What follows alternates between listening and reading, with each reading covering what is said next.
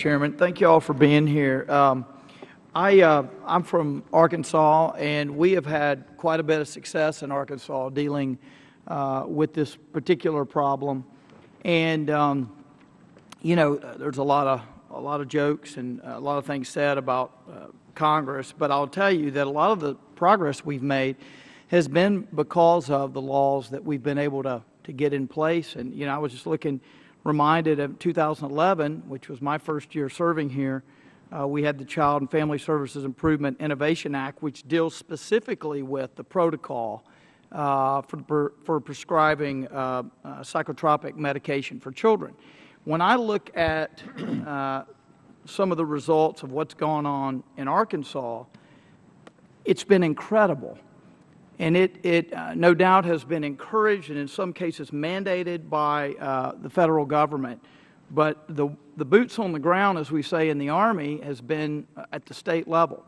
And some of the numbers here, well, let me just say a number of specific edits, or as they're called, or changes were put in place. One of them in particular was having child psychiatrists review all requests for psychotropic medications for children under 5, and a whole host of things. But the numbers are staggering. There was a reduction for foster care children under 6 years old, a reduction of 86%. Well, that's almost elimination. For non-foster care, 92%. So there is a gap. There is a gap between the non-foster care children and the foster care children. When you get to 6 to 12 years, a reduction of 38% for foster care, 49% for non-foster. So there is something that works here, it seems to me. And I think the point that Dr. Phil, you made, and some others, and some folks up here made, is a good one, and that is, look, we've seen that throwing money at a problem doesn't work. The VA has been getting more money for administration after administration. I think we've tripled the money for the VA in the last little over a decade, and it's still a disaster in many ways. And so we've got to make sure that we're funding the right things. And that we're funding things on the ground, not more administrators, and I think that is critically important.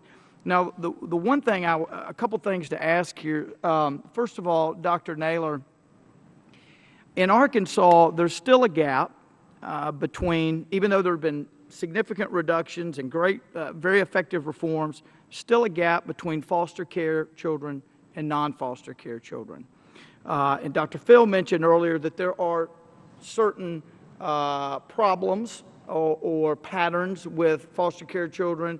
I think you said that there are more mental health problems as a percentage than in the general population. Yeah. Maybe that explains the gap. Dr. Naylor, could you, and I see Dr. Phil shaking his head, Dr. Naylor, if you could speak to that, then Dr. McGraw, Dr. Phil, whichever one you want to go by. Apparently you've chosen Dr. Phil. But if y'all could both speak to that, what's the gap? Why is there a gap? So when we see a reduction, the reduction is not as much with the foster care population as it is with the non-foster care. Well, and I have how many minutes to answer that? I'll give you as much as you want. He may not. Excellent. All right. I think that there's several reasons. I summarized some of them in my testimony. I really think that these youngsters, you cannot, first of all, pathologize kids in foster care or foster children, because the vast majority of them are able to carry out their roles that they're supposed to be carrying out, being part of a foster family, being part of a home of relative, going to school and things like that. But there is a subgroup.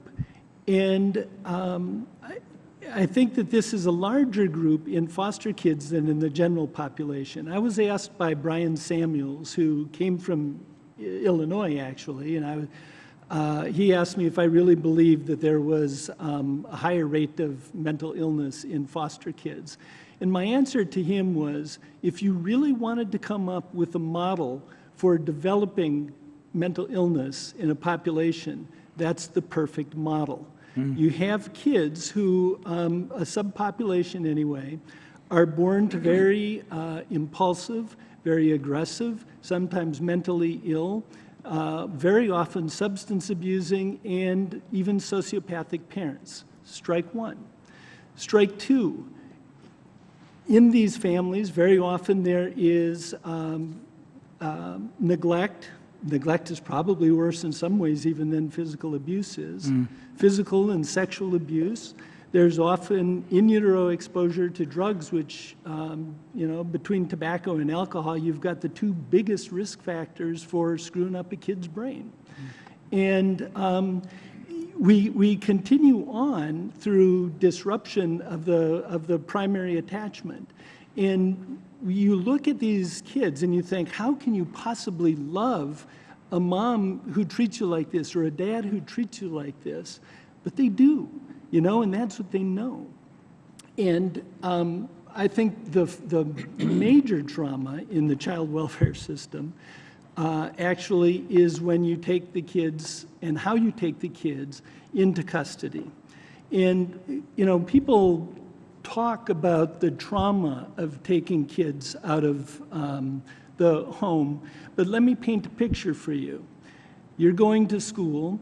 All of a sudden, the police come to you at the school. They pick you up, chuck you in the back seat of the car, bring you off to some strange place.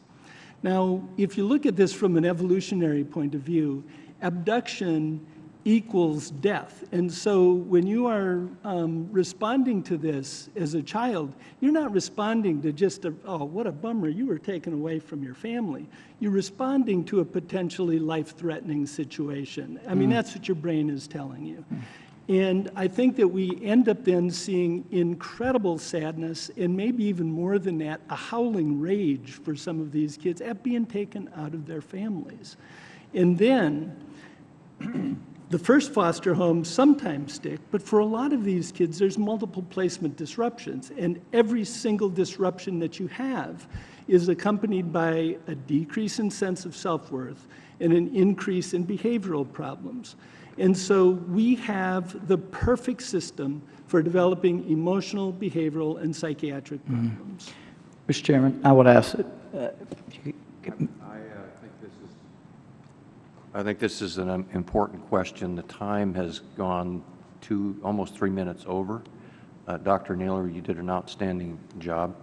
I happen to have been one of those police officers years ago that was put in those positions, and I'll allow Dr. Phil McGraw to respond in a soundbite, please. Thank you, Mr. Chairman. I'll be as quick as I can. I don't disagree with anything Dr. Naylor just said, but I might approach him from a different standpoint. Being a foster child is a social circumstance. It is not a mental illness. It is a social circumstance. You do not treat a social circumstance with a drug. You have to fix the underlying problem, and you've got to do a differential diagnosis. You got to say, is the etiology here organic? I mean, is there a biochemical imbalance that needs to be corrected inside the body? Or has someone gone through some type of psychological trauma that has threatened their safety and their security and their self-worth and their ability to predict the consequences of their life and their action?